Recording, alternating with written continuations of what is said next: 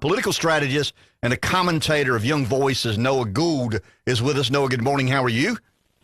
Good. Thanks for having me again. What do we make of Trump's pick of J.D. Vance? To me, there's been a day or two of good and a day or two of not so good. What do you make thus far of Vance's performance?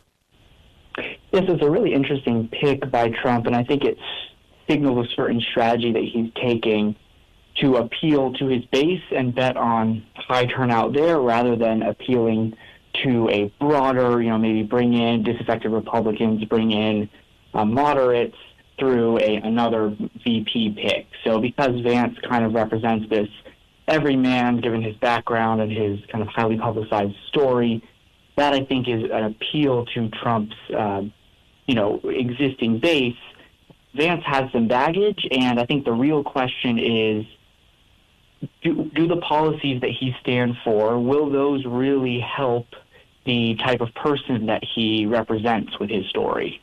No, the one thing that I've argued, and maybe I'm right, maybe I'm wrong, time will tell, that the next phase of America First will require some intellectual underpinning. You can accuse J.D. Vance of a lot of things. You can't accuse him of not being smart. I mean, he's a very smart and thoughtful person, but at times campaigns are more about entertainment than they are thoughtfulness. I wish that weren't the case, but it certainly is. And I just think the more Vance is explaining, childless cat ladies and not talking about immigration, inflation. Yeah. In other words, I think at times some of these guys get in their own way. I mean, politics is personal. It's about people. It is ultimately about policy. And I think Vance is kind of growing up under the gun, understanding some of that. Fair or not? Yeah, I mean, I think being smart is one thing, and Vance certainly is. Getting out in front of your skis is another thing, and I think that's what we see him doing with some of these comments, right?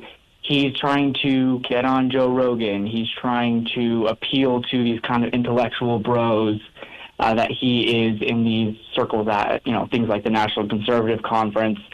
And those types of comments are speaking to those people. Now, when you're running a national campaign, you have to appeal to a broad number of people, and childless cat ladies are one of them, right? So that's a big problem if he's dismissive of certain people and instead of trying to bring a broader coalition, which is what he really needs to do at this point. Well said. Thanks, Noah. Appreciate your time. Absolutely. Thanks for having me.